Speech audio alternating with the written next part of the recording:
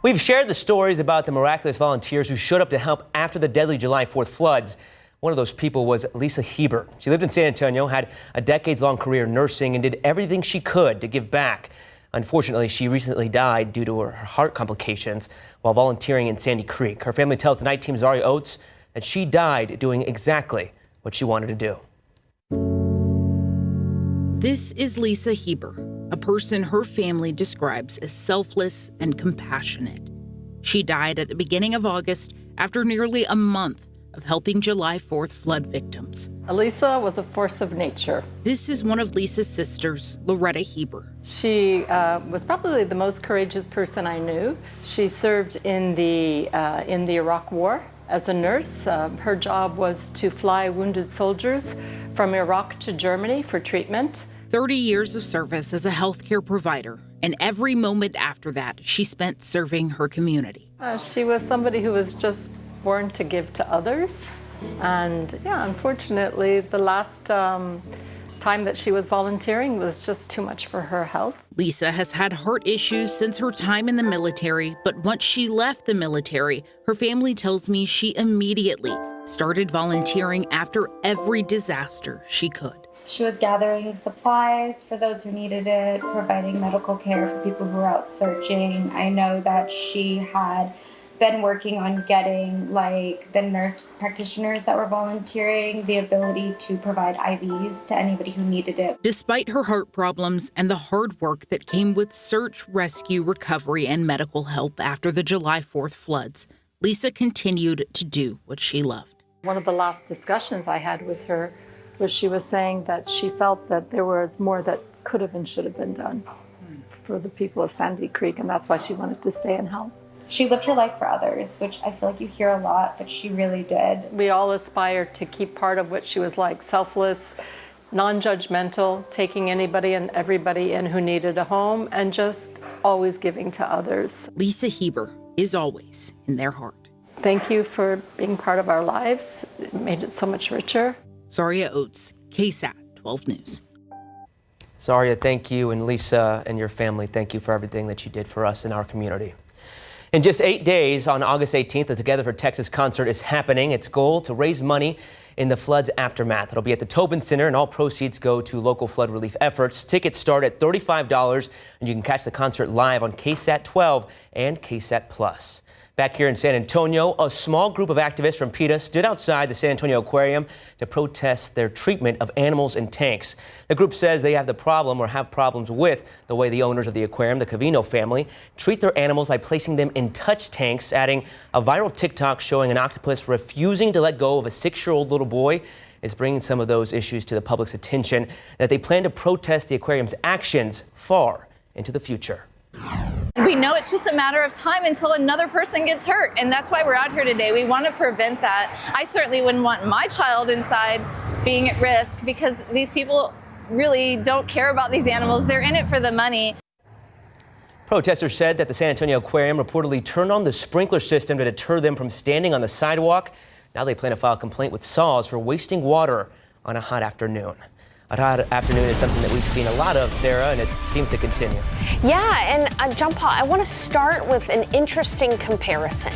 So what I'm showing you now on your screen is a look at the difference between July 10th and August 8th. So July 10th, everything was very green. You can see that here. This is the satellite picture. Of course, it was very green because we had a lot of rain. We had those tragic floods. Even look at the Gulf. You can see how it's a bit murky from all of the river runoff. And then this is recently, just a couple of days ago. Notice how everything has become pretty brown out there. So again, this is July 10th, luscious green vegetation in July. We usually don't see it all that much, but things are kind of back to where they usually are this time of year. Pretty dry. We need more rain. We did get a few showers today, but generally it was a dry day, and you can see that we've still got extreme and exceptional drought out around San Antonio. So we need some additional rainfall. Are we going to get rain? We will have a daily chance for rain, spotty though, only 20% every single day. But with added rain out there and clouds, we're going to be hot, but staying just under 100 degrees in your week ahead. Finally, I do want to take some time to check on the tropics. We'll have a look ahead to what you can expect, potentially our first hurricane of the season in the Atlantic. I'm going to have these details and more as kids head back to school tomorrow. I'll have those details in a few minutes. John Paul. Sarah, looking forward to it. Thank you. All new tonight, a woman is dead after being hit by a car. According to SAPD, a woman panhandling at the intersection of General McMullen and Cashua was hit by a man whose car jumped into the median. She was taken to the hospital with life-threatening injuries, where again, she later died. That investigation is ongoing. Turning now to a crime alert, San Antonio police are investigating a bomb threat that was made at a Chacho's. This happened at the Parambital location just after midnight last night. According to SAPD, employees were contacted and told to evacuate. Upon arriving, officers found a device that had been set off and started a fire. SAFD cleared the scene and that small fire was put out. Further investigation determined that the suspect was a former employee and was seen running away from that fire. As of right now, that person has not been found. And a man is in jail after leading police on a high-speed chase. This stretched from southern Atascosa County to San Antonio. Around 6:30 p.m. yesterday, deputies were called to a property on FM 541, an area known for burglaries. When they arrived, 41-year-old Roman Gomez took off driving a pickup through a fence. Throughout the chase, DPS and Pleasanton police assisted. Spike strips were used 4 times to flatten the suspect's tires. However, Gomez just kept driving on the rims. The chase ended in a crash near Loop 410 and Presa Street. Gomez tried to run on foot. He was caught and taken into custody. Gomez is now facing charges of evading arrest, burglary, and criminal mischief. He also had a warrant for a drug possession charge, and more charges may come as this investigation continues. A motorcycle crash on I-10 around 3 this morning has left a 19-year-old dead. He has been identified as Ethan Garanza. According to San Antonio police, the crash happened near Colorado Street. The motorcyclist was traveling southbound when he approached a curve, lost control, and was thrown from the bike. The motorcycle crashed into a concrete pillar. The 19-year-old was pronounced dead at the scene. Still ahead, ever wondered how anything in San Antonio got its name? We take a deep dive to learn more coming up. Plus, tomorrow marks the first day back at school for many students. How the community helped them prepare. Next. Today, the Spurs hosted thousands of families for a back-to-school bash right before many students returned to the classroom. The event featured thousands of school supplies like backpacks, folders, papers, and pencils, along with resources from the community like eye and dental exams, vaccinations, and food assistance. And even a few players from the team even stopped by to say hi and meet some of the kids. Organizers behind the event explained that the timing and location of this year's event made all the difference. This is our 4th annual bash, and it's just grown every year. We're very grateful to have this event on a weekend this year. Get more of the folks out here, get them ready right before they go back to school. Over the last 4 years, the Spurs say they've served thousands of people and plan to host it again next year inside the Frost Bank Center. And coming up in just a few minutes, we'll get to hear from some of those players who stopped by. It's great to see that so many kids will be ready to go on the first day of school, and for some, that'll be happening this week. So let's take a look. On Monday, a lot of schools start, including Northeast ISD and Northside ISD. On Tuesday, Floresville, Pleasanton, Poteet, and more will start. And throughout the rest of next week, most other area school districts are welcoming students back to the classroom as well. The next week after that, New Braunfels, Somerset, and Edwards ISDs will get their start. For the full list, you can go to KSAT.com. It's also important to note that Kamal ISD is hosting 2 student immunization clinics. Both of those will be taking place this Tuesday, August 12th. Anyone interested can register ahead of time, but walk-ins will also be accepted. They're happening at Canyon Middle School from 9 a.m. to noon and at Bill Brown Elementary from 2 to 5. The clinics are open to school-age children through the age of 18. All insurance policies will be verified, and the out-of-pocket cost will be $10 per shot. Got to give a shout out to Northside ISD. I'm a proud Northside graduate. Go Cougars! Everybody headed back. Good luck. It is going to be another great school year, I'm sure. And tomorrow, to kick things off. It's going to be a hot start. Yes, it is, but not too hot.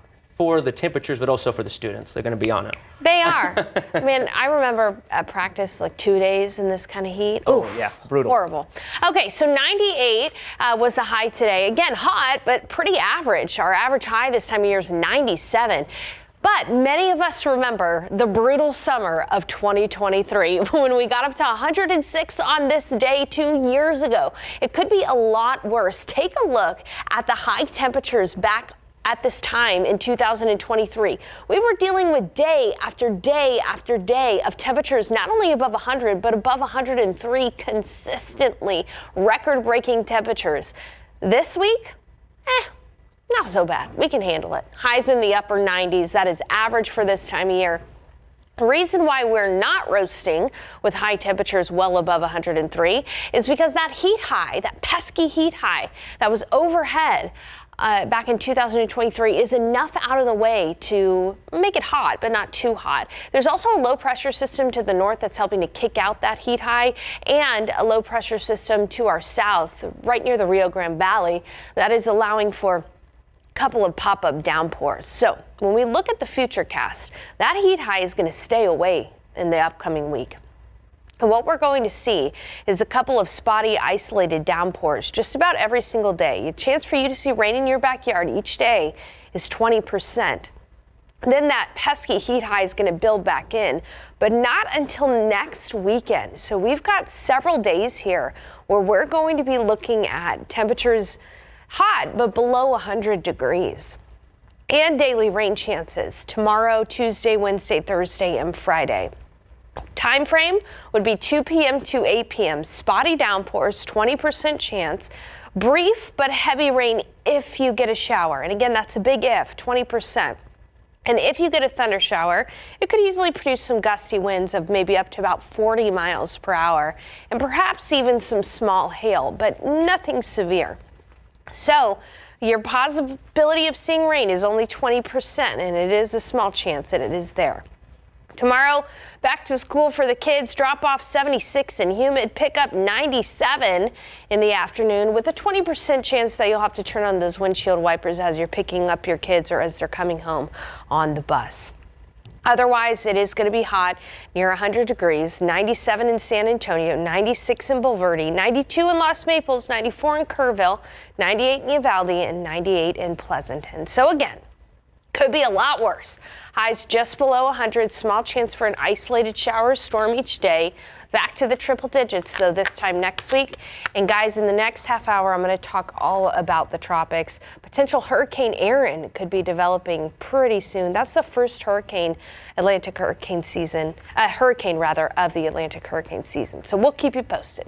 Looking forward to it. And with the 20% rain chances, did you know that that's what some say, not me, but some say are the Cowboys' chance of it being their year. Oh my gosh, I knew a burn was coming. Actually, hey, if you do the math, a 20% chance at the start of the season win the Super Bowl, that's actually pretty good. 1 in 5? It's a joke, Sarah. I know. Get literal. And I'm just here to dismantle your jokes. Well, we're not even here talking about the Cowboys yet. We'll hear from them soon enough. Sure. A Spur with an injury. Yeah, it's a little unfortunate when you think that already we're talking about a Spur with an ankle injury. Jeremy Sohan, unfortunately, not going to be playing anytime soon. We're going to update you on what's happening with him. Plus, when we come back, you're not going to want to see some very silly mistakes by the Dallas Cowboys. We're going to get into it when we come back.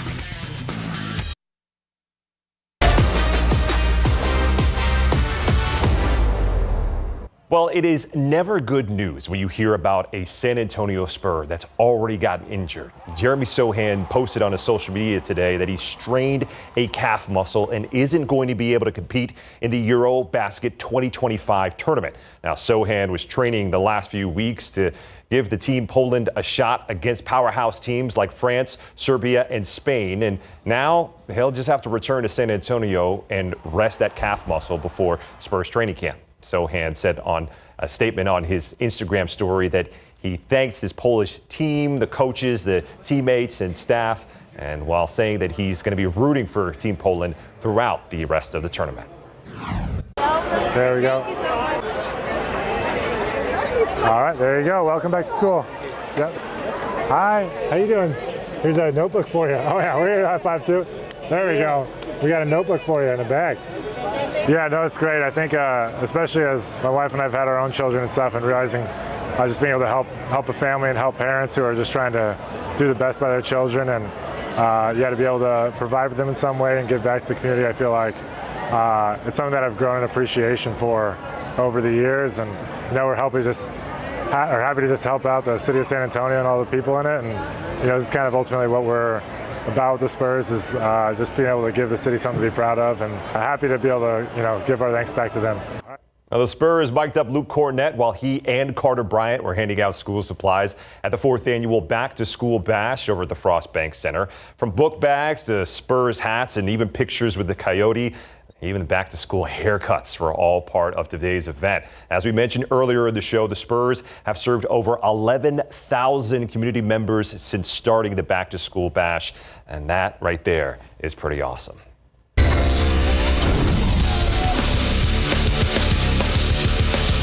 Well, nobody is going to be perfect in a preseason game, but one thing that definitely cannot happen is silly mistakes by the Dallas Cowboys. Like if you saw yesterday's game, CeeDee Lamb was celebrating just a little bit too early and he ended up colliding with an official. That type of stuff is absolutely ridiculous. We can't see that. That play ended up with the Cowboys in bad field position and only getting 3 points on that drive. Head coach Brian Schottenheimer, how about your thoughts on all this craziness? We got to be better with discipline, and I think I hope the guy's okay. I think he's okay. The official that they ran into, but we have to be better than that. CeeDee knows better, we know better, but the discipline on our part, we're fine with the combative penalties. But when we don't line up off sides, they warned us a couple times, and we have to do a better job, coaching and playing, and hey, move up tackles. I think Awesome got called twice, and you can't give away penalties in this league, and so we have to be better.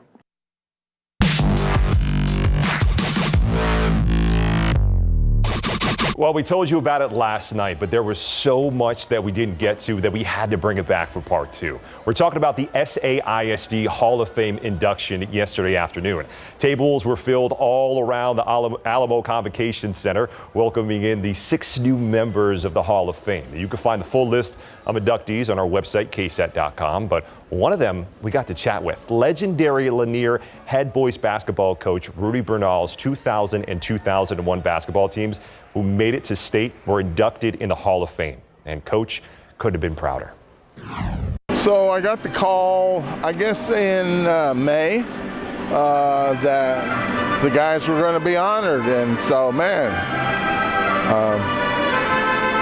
very happy for these guys. They did a lot to earn their place in this, Hall of Honor. And so, I couldn't be more happy for these guys. They hold a special place in my heart. And Coach Bernal is not only just a great coach, but he's also a great guy. If you ever get the opportunity to meet him, you're going to realize that it's not just about the basketball with him, it's about making memories with those who get an opportunity to be on his teams. It means so much to be a head coach, right? Because obviously you're there to coach and win games, but then at that level especially, you're shifting and creating young men as well, Absolutely. Leaders. Yeah. The best part about that interview was the fact that you could hear the mariachis playing in the background. Exactly. I love that. Antonio. Thanks for that, Nick. You're welcome. All right, still ahead, we're taking a look ahead at this week, honoring those lost in the San Antonio floods and seeing what comes next. Plus, the stories behind some of the most iconic names you see all over San Antonio. That story is coming up.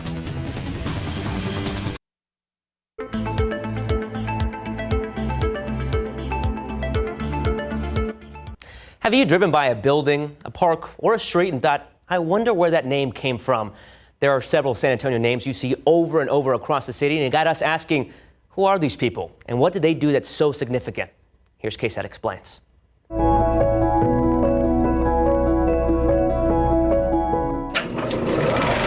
Tobin, Modla, McAllister, Wurzbach. Who were they? To help us answer that, let's tell you who this is. Tell me your name. David Green. And what's the title of your book? Place names of San Antonio and surrounding counties. He's an orthopedic surgeon by trade and a lover of trivia and history by trait. I was on the faculty of the medical school for 8 years, and my office was on Floyd Curl Drive. And for 8 years, I asked people who was Floyd Curl, and nobody could tell me. That curiosity launched years of research for his book. Floyd Curl Drive is one of the main roads running through the medical center on San Antonio's northwest side. So who was Mr. Curl, or rather, Reverend Curl? Turns out he was a Methodist minister. He chaired the first meeting when some businessmen and medical people got together and said, let's build a medical center. And the first building out there was Methodist Hospital, and so they named the only street in the whole medical center for Floyd Curl. San Antonio has no shortage of streets bearing someone's name, but there are two that tend to raise a lot of questions, and not just about their namesakes. People always wonder why we have two Wurzbach roads. Well, it's a great story. William Wurzbach and Harry Wurzbach were brothers. William, the oldest, he was a Texas congressman from 1895 to 1897. In 1904, William Wurzbach and his father-in-law, Gustav Schmelzer, bought 1,400 acres of what is now the medical center. The dirt road that once led to Wurzbach's home became Wurzbach Road. And yes, Wurzbach Parkway. From Ingram Road to Lock Hill Selma, it's Wurzbach Road. Then from Lock Hill Selma to O'Connor Road near I-35, it's Wurzbach Parkway, both named for William. So, where does Harry Wurzbach come from? He becomes the first Republican elected to Congress from Texas since Reconstruction. He had served in the Spanish-American War and was very involved in veterans organizations, so he's much beloved for that reason. Of issues like civil rights, he voted for an anti-lynching bill, for instance, which was an act of great courage on his part, certainly. People wanted to do something for Harry. So they went down to city council and lobbied to get a road named for Harry. People were upset because there was already a Wurzbach Parkway, and they thought they'd be confused. They lost, and it is confusing. A giant building downtown bears the name of a giant San Antonio legend.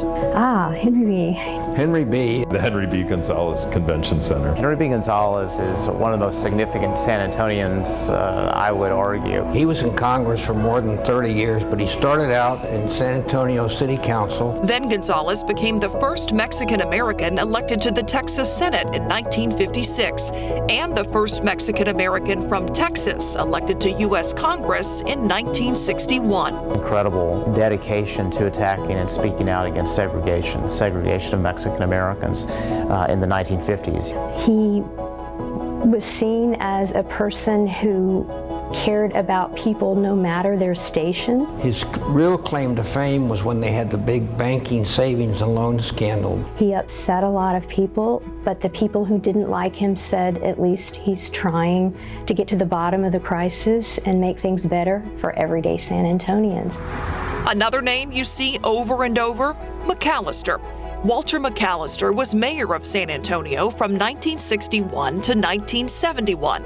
He was instrumental in helping expand San Antonio College. There's Mayor McAllister with the president of the Conservation Society, Mrs. Brooks Martin, or Pinky Martin as she was known, and of course the famous Congressman Henry B. Gonzalez. They're all smiling here, which is a little unusual because actually the Conservation Society fought Mayor McAllister for most of his tenure in office because they were against the highway that was going to be built through Brackenridge Park. But he had the vision that we needed a road from downtown to the airport, which is 281, and it bears his name. Eventually it was built because of the Conservation Society's opposition. The city was unable to use federal funds, so it did it with state and local funds. Sometimes it's called McAllister Freeway to honor him, and sometimes, at least initially, it was called McAllister Freeway because some folks resented that that road plowed through their front yards and their backyards, and so they said he should get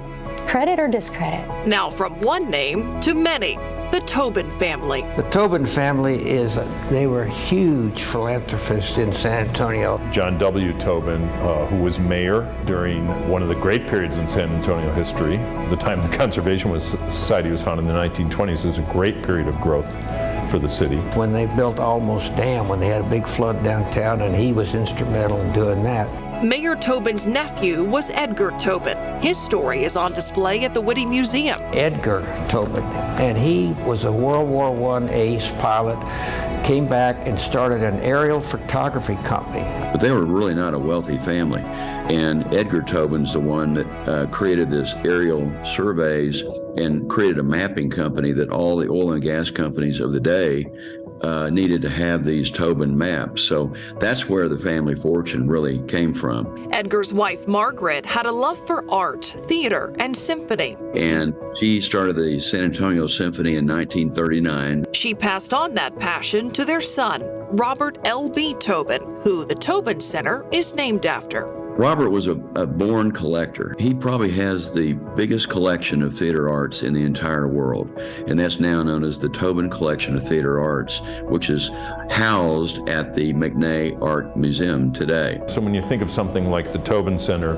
you think of the arts because these are the people that help create some of our foundational arts organizations. Education is the legacy of our next name, Frank Modla Jr. We're standing right now in the Senator Frank Modla building on campus. The campus of Texas A&M San Antonio. His major dream was to bring a public university to the south side of San Antonio. And he labored literally for years to do this, to get this support. Modla served in the Texas House and Senate from 1972 to 2006. He helped bring the Toyota plant to San Antonio and redevelop the old Kelly Air Force Base. But he didn't live to see his dream for a Southside university become reality. He died in a house fire in 2006. A&M San Antonio became a standalone university in 2009. We view him as an iconic figure on our campus, and our campus colors are silver and black and what we call Modla Maroon. He was just really a constant voice for the people of this area. And those are just a few San Antonio namesakes in a city full of so many stories to tell. A lot of people don't want to read a history book or hear about a historical event, but if it's in a place or a place name, the park is named, the street is named, the building is named, then it's part of your regular everyday life. It's not this separate category of history, it's just part of life. And it connects you to people who were there before. Anything we missed? Oh yeah, we missed about 990 of these things.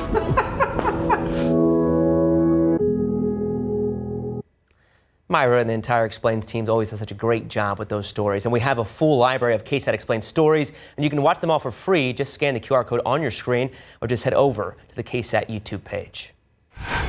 So to come, we're remembering the lives lost during the San Antonio floods that took place 2 months ago.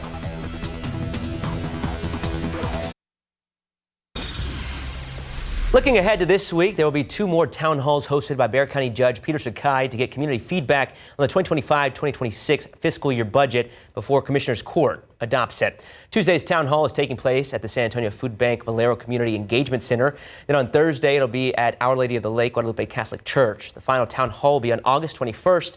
All of them are free to attend and start at 6 p.m. This coming Tuesday will mark 2 months since flooding here in San Antonio took the lives of 13 people. And this Thursday is being called the Day of Remembrance in Bexar County. The event will honor the lives of the community members who died in the June 12th floods. It's being presented by District 4 County Commissioner Tommy Cower and Eagles Flight Advocacy and Outreach. It'll be hosted at the Rock Church at 7 p.m. Given the 2 horrendous tragedies with flooding here in San Antonio and the Hill Country, now when we talk about rain chance is always a sensitive and touchy subject. It is, and I'm glad you bring that up, John Paul, because any rain that we see over the coming days will be so few and far between that flooding is very unlikely. We did have some rain today. You can see on the authority radar where that rain fell with a bullseye just north of Sutherland Springs there. And then even around San Antonio, we had 1 shower that moved through downtown San Antonio. On my way back into work this evening, I ran into this shower, and you can see that in some cases, some people saw about a 0.2 of an inch of rain right near the Alamo Dome and near Brackenridge High School. That's kind of where that rain fell today. And moving forward, we'll have a small chance for a stray shower or storm in the afternoons in the coming days. 98 was the high temperature today, got up to 100 degrees out near Del Rio and 99 in Eagle Pass. Daily spotty rain possible this week. Hot, but not too hot. Temperatures staying just under 100. And all eyes on the Atlantic on what will likely soon be our first hurricane of the season. I'll have these details coming up after the break. That South Texas heat not backing down. We're embracing it as we get ready for the start of the school year. I like that, embracing it, because here's the thing. We don't have a choice. Well, yes, we don't have a choice. What are we going to do about it? But then also, John Paul, this is fairly average. For us to see a high temperature of 98 today, it's not all that bad. The high temperature usually this time of year is 97, so. We're just going to complain. That's what we do. Yeah, sounds like a deal. If it makes you feel better, that works out. 98 for the high today. Again, we set a record back in 2023 on this day of 106, so it could be a lot worse. Even our morning low this morning of 78, right around where it should be. So where was the heat today? Take a look at high temperatures. 109 in Palm Springs, 108 in Las Vegas, and 108 in Phoenix, Arizona. A lot hotter across the desert Southwest because, yes, it's the desert Southwest, but also that's where the heat high is. Meanwhile, low pressure system across the Rockies is helping to squeeze that heat high out of the area. And we've also got a low pressure system down in the Rio Grande Valley. That's what's allowed for us to see 1 or 2 spotty downpours earlier today. And this low pressure system is going to be hanging around tomorrow too. And so as we look at the futurecast, early tomorrow morning, out near the Houston area, there's going to be plenty of downpours. Now, tomorrow's the first day of school for many kids. Early in the morning, bus stop forecast for you in the morning. They're not going to have to worry about rain. It isn't until the afternoon that we could see 1 or 2 spotty downpours work their way toward that I-35 corridor. Again, here you can see on the futurecast that is possible. And in fact, rain chances are going to be possible every day this week, but only a 20% chance each day. And if you do happen to get a downpour, like today, there could easily be a pocket of 1/2 inch to 1 inch of rainfall. And some of the stronger storms could produce some gusty winds of maybe up to 40 miles per hour and non-damaging hail. When I say non-damaging hail, I mean pretty small hail. We're talking pea-sized to maybe dime-sized hail. Anything that's less than the size of quarters is not going to do any major damage to you or to your person. So, or your property. So keep that in mind, just a 20% chance daily for a couple of spotty downpours. So walking you through your KSAT 12-hour forecast tomorrow, 79 in the morning, mostly sunny and very humid. Then by noon, it'll be 89, close to 90 degrees, a few puffy cumulus clouds, and 1 or 2 of those will produce some rain tomorrow. 20% chance. 97 for the high in San Antonio. Meanwhile, it'll be 100 in Del Rio, 100 in Carrizo Springs, 100 in Freer, 103 in Laredo, 96 in New Braunfels, and 94 in Kerrville. And then the next big thing to talk about is, of course, that area of low pressure just off the coast of Africa. That is likely to become our first Atlantic hurricane of Atlantic hurricane season. If it gets a name, it would get the name of Aaron.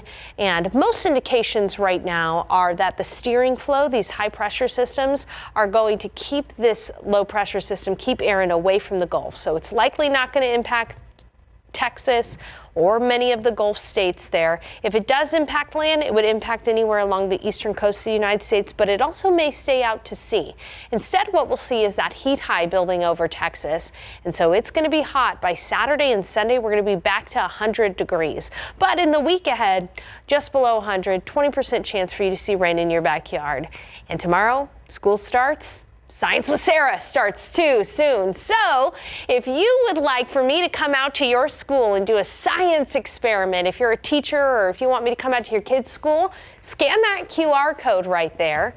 That QR code is going to send you to a page where you can be entered into a random drawing for me to come out and do a science experiment with you. Why'd they put the QR code over your face? I did that. Okay. I didn't want to cover up the Science with Sarah part. I was like, yeah, we can cover my face. Okay. Science. Why, when you say that, do you put the figurative retainer in your mouth? Because I had a retainer when I was a science kid. Yeah, that shows. Put me in that. But hey, science is cool. Yeah. Okay, guys? Science, It is. when it's with you, Very it's important. It's very cool. So looking forward to it. I'm sure the kids, as they always do, get very excited. It'll be fun when you show up. Sarah, I don't know if you know this, but I'm what the kids would call a hooper. I play. Here we go. I play some basketball. Here we go. My life motto is breaking news at 6, breaking ankles at 7. Oh, dang, that's pretty good. You play with Justin, right? I do play with Justin Horn. He's obviously the height on the team. That's not me. I'm a problem on the court, but only for my own health and my niece. But if I give somebody a backpack, they're not going to be excited about it. But if an actual hooper, a Spur, was to give somebody a backpack, now that is something to be excited for. I mean, how many times could you say to yourself, guys, I got my new backpack from a Spurs player? I mean, not often, right? Well, a bunch of people over at the Frost Bank Center got that opportunity today. We're going to hear from a couple of Spurs players as well on what they thought of that opportunity and that event. Plus, Sotomayor's Corina Barrera is going to play volleyball at the next level. And you're going to hear about where she's going when we come back. Thank you.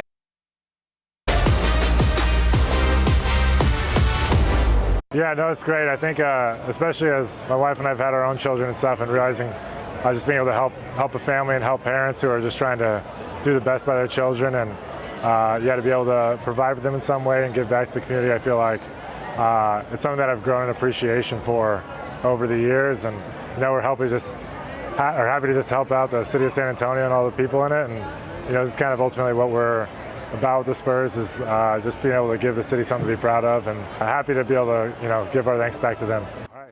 Well, it is not every day that you get to say that a San Antonio Spur gave me my new backpack as you're heading into school. Today, a whole bunch of San Antonio residents got that cool moment over at the Frost Bank Center. Spurs players Lou Cornett and Carter Bryant were handing out school supplies at the 4th annual Back to School Bash, from book bags to cool Spurs hats, and even, how about a picture with the Coyote? And back-to-back haircuts were also part of it. These fans got it all. And as we mentioned earlier today, the Spurs have served over 11,000 community members since starting this event.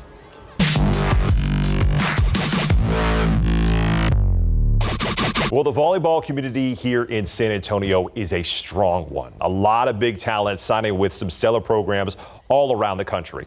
But Sotomayor's Corina Barrera decided that she wanted to stay right here in town. Corina is only a junior at Sotomayor High School. She's already committed to playing volleyball at UTSA in a couple of years. We were out at practice this week to see how she and the Wildcats are doing ahead of their fall season, and asked her what that moment was like when she realized she was going to be a Roadrunner. It was great.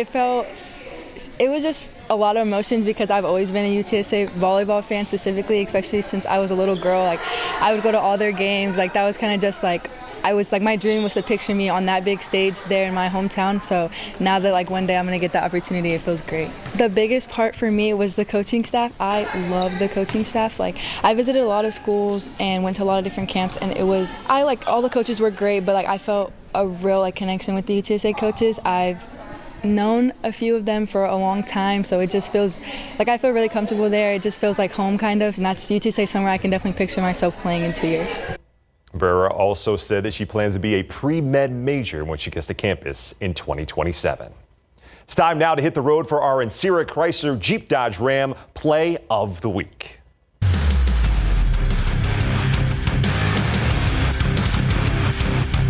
Really drilled the ball. Holy smokes, they got a shot. He just kicked a 70-yard field goal.